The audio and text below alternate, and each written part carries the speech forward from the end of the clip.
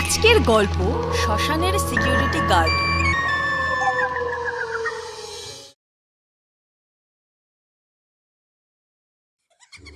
আগের পর্বে আমরা দেখেছি জিনের সাথে একটি ছোট্ট ভূতপুতুলের যুদ্ধ।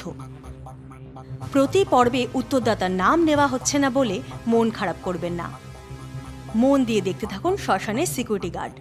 যে কোনো পর্বেই আমরা সকল উত্তরদাতার নাম নেব। খুব ভালো অভিজ্ঞতার জন্য হেডফোন ব্যবহার করুন। 22তম পর্ব।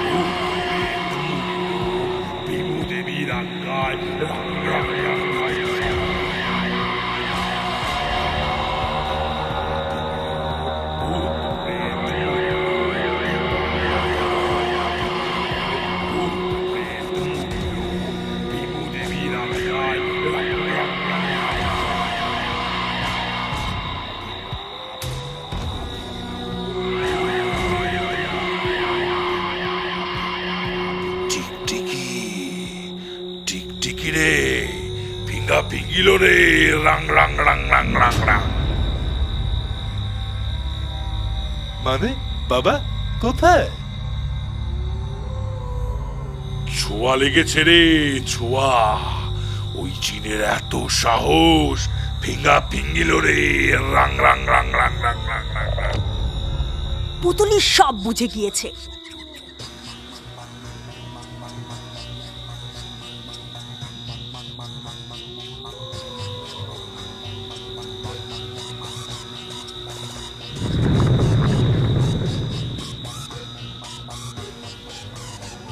রেগে মেগে সে তার ডেরায় প্রবেশ করতেই দেখলো চারিদিক তছনছ।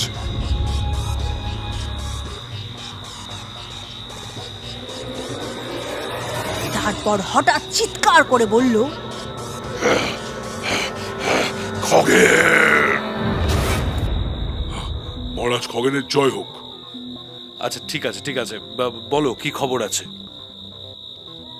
মহারাজ, পুতুলি যখন গুণিন ছিল তখন সিলেটের এক গ্রামীণ বাজারে পুতুল বেচত। পুতুল বলে পুতুল, রং বেরঙের পুতুল। আর রাতে দুলহা মিয়ার কাছে শিখত ওঝাগিরি। রংচঙে মাদুলি তাবিজ দেব গুনে, মিয়াগিরি উঠবে জেগে পিশাচের সব। রংচঙে মাদুলি তাবিজ দেব গুনে।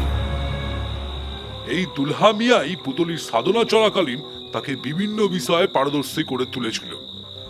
আমি লোকাল ভূতদের থেকে খোঁজ নিয়ে জানতে পারি যে এই দুলহা মিয়া পুতুলিকে শেষ বিদ্যা শেখানোর জন্যে আনতে বলেছিল এক দ্বাদশ ঊর্ধ্ব বালিকার মাথার চুল ও খালের দাঁত। সেই মতো মহারাজ দ্বাদশ ঊর্ধ্ব বালিকা খুঁজতে শুরু করে দেয় পুতুলি।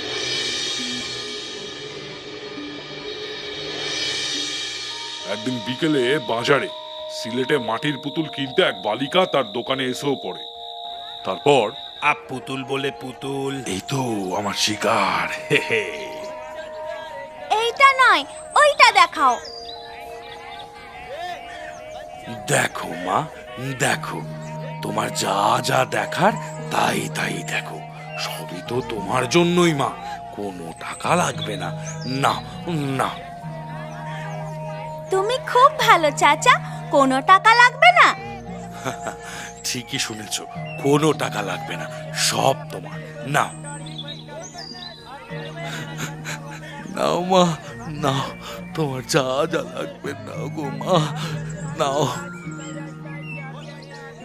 কাঁদো কেন চাচা, কি হয়েছে তোমার? মা, কি আর বলবো তোমায়, আসলে তোমার মতনই আমার একটা ফুটফুটে মেয়ে ছিল তো, তাই তার কথাই মনে পড়ছে। ছিল মানে এখন কোথায়? এখন আর নেই রে মা, এখন আর নেই। আইলাতে ঘরে আমার মেয়েটা ঘুমোচ্ছিল, তারপর নদীর বাড়ির টানে সব শেষ হয়ে গেল রে মা, সব শেষ হয়ে গেল। নাও, এই দেখো, নাও নাও, তোমার যা যা লাগবে নাও। কেঁদো না চাচা, আমি আনোয়ারা, আজ থেকে তোমার মেয়ে। তোমার যখনই মেয়ের কথা মনে পড়বে আমায় ডাকবে। ওই গাজীপুরে আমার বাড়ি। তাই তাই মা, এই নাও তো দেখি, একটা ফল খাও। তুমি আজ থেকে আমার মেয়ে, আমার সোনা মেয়ে। না, খাও খাও। বাস যেই না ফল খেলো আনোয়ারা, তারপর থেকেই সে গায়েব মহারাজ। নিশ্চয়ই সে এখন ভূত পুতুল। এই ভাবতে পারো, বাচ্চাও নাকি গুম করে দিচ্ছে। সত্যিই বাচ্চাগুলোর বলিহারি। না জেনে না শুনে যে কাউকে বিশ্বাস করা মোটেও ঠিক না। ঠিক আছে, তোমরা এখন এসো, আমি দেখছি। মোড়ল সোম ও পুতলি বাবা পৌঁছয় নরসিংদী কবরস্থানের ভেতর। একটি আধ ভাঙা ভয়ঙ্কর পোড়ো বাড়ির সামনে।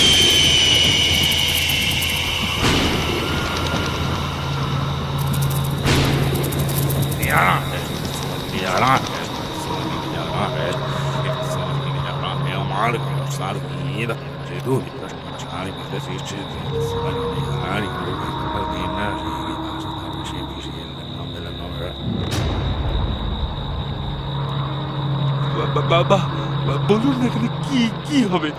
বলুন বাবা, বলুন না। মূর্খ, তুই একটা গর্দভ মূর্খ। ভুলে গেছে। কি করলাম বাবা? আমি তো শুধু প্রশ্ন করলাম বাবা। ওরে মুক্ত আর বন্দির হবে খেলা, মহারাজ খগেনের সঙ্গ হবে লীলা। বিরাট লীলা।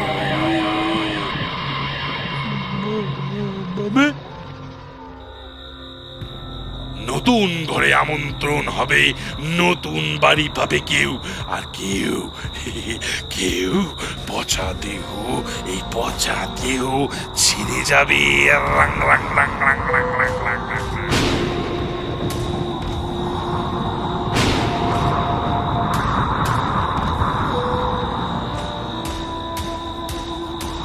এই বলে সাথে সাথে একটা ফু দিয়ে এলাকা ধো ধো করে ফেলে, আর সাথে নেচে নেচে মন্ত্রপাঠ।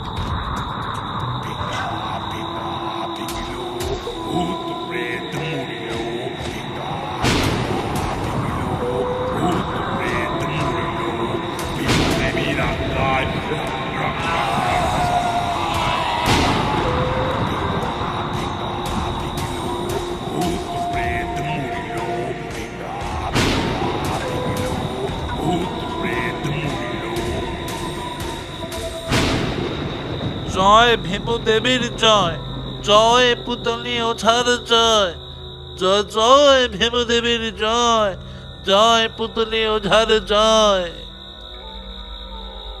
আবার এই দুনিয়ায় তোমায় সাদর আমন্ত্রণ। ভূত পুতুলরা আমায় তোমার বার্তা দিয়েছিল, তোমার ইচ্ছা পূর্ণ হলো। এসো, তৈরি হও, তোমায় যে ভূত সমাজে যেতে হবে। রাং রাং রাং রাং রাং রাং রাং। কিন্তু ওঝা, ভীমু দেবীর যে নির্দেশ, আত্মার বদলে আত্মা, ভূতের বদলে ভূত, আমি এখান থেকে উঠে গেলে তো কাউকে আমার জায়গায় পাঠাতে হবে। ওই ভূতের রাজা খগেনের জন্য তো আমার আত্মা বন্দি। আমার লাশের কাছে তো কোনো আত্মাকে থাকতে হবে, বন্দি হতে হবে, নইলে যে চাঁদের জোছনায় আমার ভূত পুড়ে ছাই হয়ে যাবে। ওঝা, তাই তো ভাবি, অন্য ভূত কই পাবো? পেয়ে গেছি। রাং রাং রাং রাং রাং রাং রাং রাং। কোথায় পুতুলি বাবা? সাথে সাথে পুতলি ও প্রমোটার হাসতে থাকে। তারপর প্রমোটার এক ফাঁকে পুতুলির ঝোলায় ঢুকে যায়, আর মন্ত্র পড়তে পড়তে পুতুলি ওঝা আকরিক ভূত বিদ্যার দ্বারা এক জালে মোড়ল সোমকে বন্দি করে ফেলে। মোড়ল কিছুই না বুঝতে পেরে প্রাণ ভিক্ষায় চিৎকার করতে থাকে। তার কোনো কথায় কান না দিয়ে পুতুলি তার ঝোলা থেকে কয়েকটা বল বার করে। তারপর তারা সব ভয়ঙ্কর ভূত পুতুলে পরিণত হয় এবং টোটেমা জাদুর দ্বারা ভূত পুতুলগুলো সেই মোড়লের শরীর থেকে মোড়লের ভূতটাকে টেনে বার করে। আর ভৌতিক জাদুর দ্বারা মোড়লের ভূতকে বন্দি করে দেয় সেই পোড়ো বাড়ির মেঝেতে, ঠিক যেখানে প্রমোটারের লাশ দফন করা। ততক্ষণে মন্ত্র শেষ করে মোড়লের লাশে আগুন ধরিয়ে দিয়েছে পুতুলি। সব শেষে পুতুলি বলে, ফিঙ্গা ফিঙ্গিলো, ওরে ওরে আমি ফকির রে, তোর ভোগ বিলাসের তুষ্টি যন্ত্র নয়, তোর জন্য এত কিছু করেছি, আর আজ এইটুকু আমার জন্য না হয় করলি? হ্যাঁ, রাং রাং রাং রাং রাং, জয় ভীমু দেবীর জয়, জয় টোটেমা বিদ্যার জয়, রাং রাং রাং রাং রাং।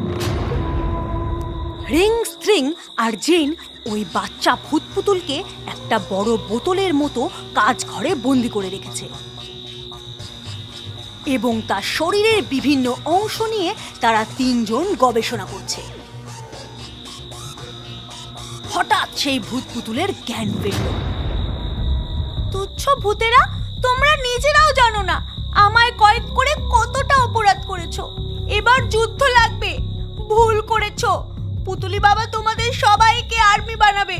ভালোই ভালোই আমায় ছেড়ে দাও। আমি ঠিক সময় পুতলি বাবার ডেরায় না পৌঁছালে ও আমার জীবিত বাবা মাকেও মেরে পুতুল বানিয়ে ফেলবে। ছেড়ে দাও, ছেড়ে দাও আমায়, আমায় ছেড়ে দাও, এক্ষুনি ছেড়ে দাও আমায়। এত চিৎকার চেঁচামেচি শুনে মহারাজ খগেন সেখানে উপস্থিত হয় এবং সেই বাচ্চা ভূত পুতুলকে দেখে তো মহারাজের চক্ষু চড়ক। অবাক চোখে এই টোটেমা বিদ্যার সাক্ষী ভূত পুতুলকে মাথা থেকে পা পর্যন্ত ভালো করে দেখে। বাচ্চা ভূত পুতুলকে জিজ্ঞেস করে, এই তোমার নাম কি? আমার কোনো নাম নেই, নাম নেই। আমরা সবাই ওঝা বাবার আর্মি। এই মহারাজের মুখে মুখে কথা, ভালোই ভালোই বলো তোমার নাম কি? জীবিতকালে আমার মা বাবা নাম দিয়েছিল আনোয়ারা। আচ্ছা, তুমি সেই আনোয়ারা? তোমারই মাথার চুল আর খালের দাঁত নিয়েছিল পুতুলি, তাই তো? হ্যাঁ, আপনি কে? সমগ্র ভূত জগতের একমাত্র মহারাজ খগেন। ও, ভূতেদের আবার মহারাজ? শোনো শোনো, আমি তোমার ব্যাপারে অনেকটাই জানি। তোমার সাথে খুবই খারাপ হয়েছে, তবে তোমারও উচিত হয়নি অজানা কাউকে বিশ্বাস করা। আচ্ছা, পালিয়ে গিয়ে বাবা মাকে বলনি কেন সব কথা? ওই দুষ্ট পুতুলি ওঝা যে ভয় দেখিয়েছিল, তাই তো আমি অনেকবার সুযোগ পেয়েও বাড়ির দিকে যেতে পারিনি। কি ভয়? ওই যে আমি পালিয়ে গেলে আমার গরিব মা বাবাকেও পুতুল বানিয়ে দেওয়া হবে।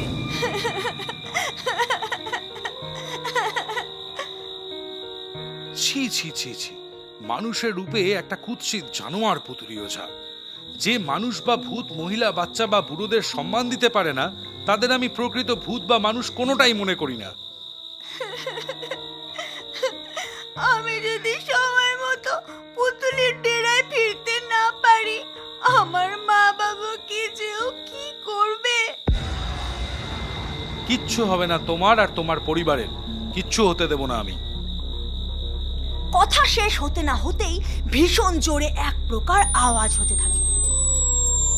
ওখানে থাকা সবাই ভীষণ ভয় পেয়ে যায়। কেউ বুঝতে পারে না এই আওয়াজ ঠিক কোথা থেকে আসছে। কোনো কিছু ঠাউর করার আগেই হঠাৎ ওই আনোয়ারার ভূত পুতুল ভীষণ শব্দ হয়ে ধ্বংস হয়ে যায়।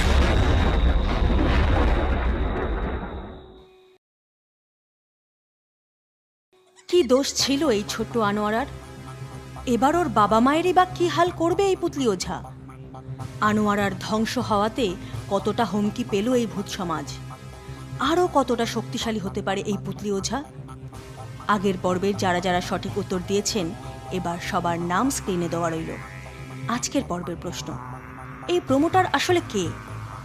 এই প্রশ্নের উত্তর পেতে গেলে শ্মশানের সিকিউরিটি গার্ডের সমস্ত পর্বগুলো দেখতে হবে এবং অবশ্যই কততম পর্বে এই প্রমোটারের উল্লেখ আছে বলতে পারলে উত্তরদাতার নাম বলা হবে।